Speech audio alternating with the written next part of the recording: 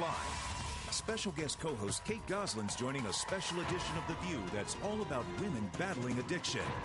Dr. Drew Pinsky's revealing the leading causes that have tens of millions of women abusing alcohol, drugs, sex, and even food as we speak.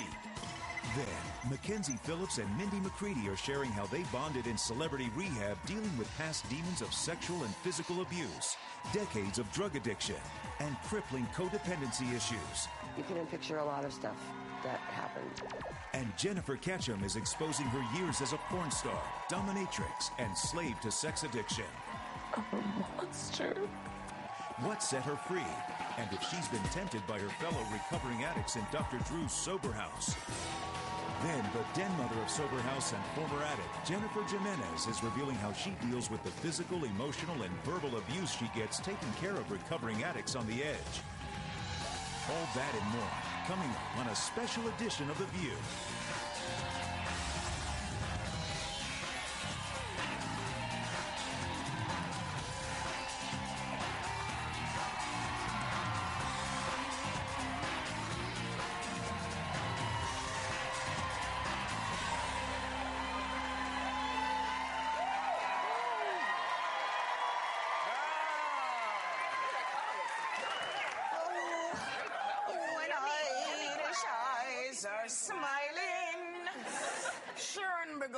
Happy St. Patrick's Day, and welcome to a special edition of The View about women and addiction.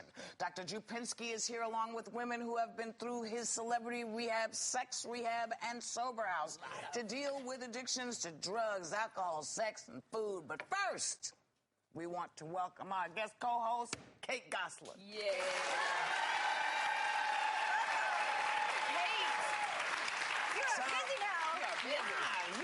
So you dancing with the stars and doing it, got new hair. What's happening with you? Oh, look at that. That's a great picture. I am dancing every day in my basement. Have you started losing weight with the Dancing with the Stars rehearsal? Not yet. I heard it's a great diet.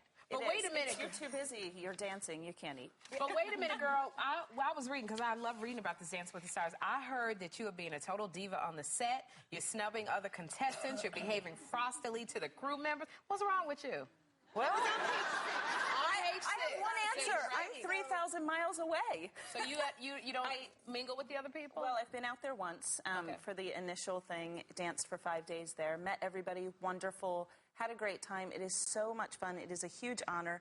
I told my kids I'm playing dress up. I get to go to the makeup room, the hair room. And Kate was telling me that they watch you, right? Down in you built the dance floor, and they watch. And I'm sure, I said they're going to be pairing off and dancing before you know it, right? We actually do dance at night together in the basement. As soon as we're done, they want to see our progress. So we turn the cameras off, send them on their way. The kids come downstairs and hang out. How do you do that? How do you actually, because you with Dancing with the Stars, you have to rehearse about 5 to 6 hours a day. How are you a mother to all of your children? It's a delicate balance of a working mom. I'm grateful to have work. I'm grateful to be able to do this. And if you have to have a job, I mean, really, being here, being there, being wherever, it's awesome. So it's interesting because people do say, "Oh, why is she doing this with all the kids?" When there are tons of women out there who are working and they don't have cameras following them. Right. I have kids to provide for, and so it's just a matter of a schedule. I made a dancing schedule. A lot of times I'm dancing before they're up in the morning or after they're in bed or while they're in school. Is your husband helping you out at all, John? Is that his name, John? Yeah. You know his name. Did you say my husband? I mean, you guys. I'm sorry. Excuse me. I got to read. Your ex-husband is he helping you out? He was there. He was at our house for a week during the time I was in LA, and you know, he's there when he's there, and you're very nice, very gracious. But financially, doesn't help him. He's there when he's there. We're here talking about Dancing with the Stars. You heard her say she's a working mama. But how do you feel when you read that stuff, that you're a big diva and nobody likes you over there and all that stuff? It's no different than what I've been facing for the last year. I feel like it's unfair. If you meet me, not the tabloid me, not anything else, you will realize that I'm just like moms everywhere working, and I've had a great time with the whole cast, and so it's untrue, unfounded, ridiculous. And I typically, I mean, unfortunately, people will read this and believe it. I typically like to look at it and just laugh because I can't change it, and I don't let it bother me. I'm too busy working, focusing on my kids. Well, this is a good thing. This is a good thing. Speaking of kids, a study commissioned by the Twins and Multiple Births Association found parents of twins and triplets are more likely to end up divorced, financially strapped and unable to return to work because of the price of childcare. And yet, you seem to have gotten past some of this. I was aware of this study, believe it or not, soon after our twins were born. And I actually remember a moment when the little kids were 3-ish, 4-ish, somewhere in there, thinking, because actually a study I read years ago is most of the time that parents are divorced by the time the multiples are 5 years old. And so around the 3-4 mark, I remember thinking, oh my goodness, we've almost beat it. Right. So how many sets of multiples do you actually have? 2. So you have 2 sets of twins. Now, twins and sextuplets. Yeah. Okay. 6 and 8. So when people ask me if they don't know who I am, they ask me how old my kids are. I just say 5 and 9. Which is Totally the truth. Which is I have to say, at 5 years old, they start to just exhibit a great deal of independence. You know, they're actually helping one another. And the 9-year-olds, you're saying, help get lunch ready, bring the plates to the 5-year-olds. They are my helpers. They have been wonderful. And honestly, with Dancing in the Basement, it's been a real comfort to all of us because at that age, they don't need you, holding their hand, changing their diaper nearby all the time. They're really comforted to know I'm down there. And if they need something, there I am. Right. But, they say this is happening with a lot of people who are doing in vitro, all of these multiple births. When I got pregnant with Jeffrey, it was twins. And the first thought, because I wasn't working at the time, was, how the hell are we going to take care of 2 babies? Yeah. Because you plan for 1, and then you have more. What happened? Oh, we lost the little girl. Yeah. But you sit there and you go, how? And they say most of twins and multiple births are by families who are pretty much financially, are set. They're not by young people because they're older. Typically, the older you get, your chances of becoming pregnant with multiples increases. Yeah. Is that statistic saying that older couples maybe are choosing in vitro, paying for it, maybe are financially more well off? Well, yeah. So then I think that it may be a reverse statistic we're looking at. It may not be that older people generally have multiples. They may be having the multiples because they're seeking alternative ways of people are just happy to actually be able to, because we keep hearing about the lack of eggs.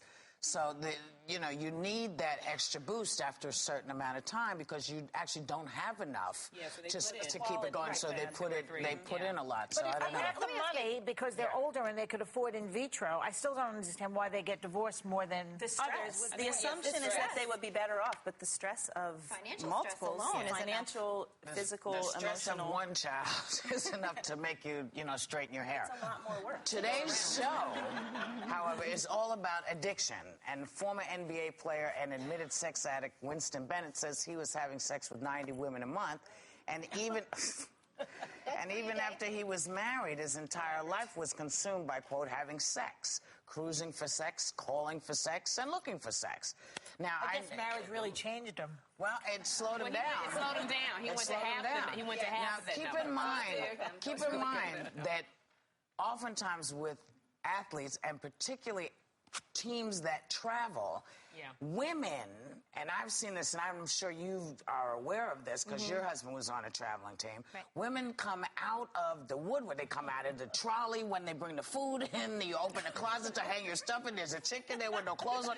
I don't think that happened to Tim, just on record. No, probably not. There was no chick in the closet coming out without her clothes on. If so, I would have kicked her rear end. Yes. But I hear what you're saying. I don't think it's all. I think sometimes athletes, because they're traveling salesmen, there are people that travel for work. I do think athletes, A, we hear more about it, and B, they're in the environment that it's easy for them to take advantage of it. Here's the difference. Traveling salesmen are not famous. And women love a famous man. Or really rich. Or really, really wealthy. So there's a huge difference. A woman with a roadie in a rock and roll band will do the roadie.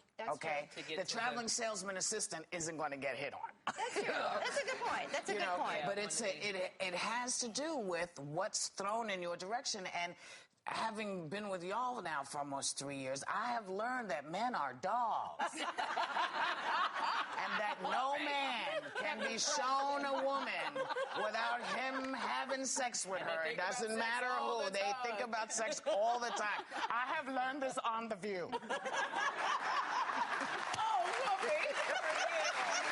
You know what? We're going to go and come right back with Dr. Drew Pinsky. I love you guys.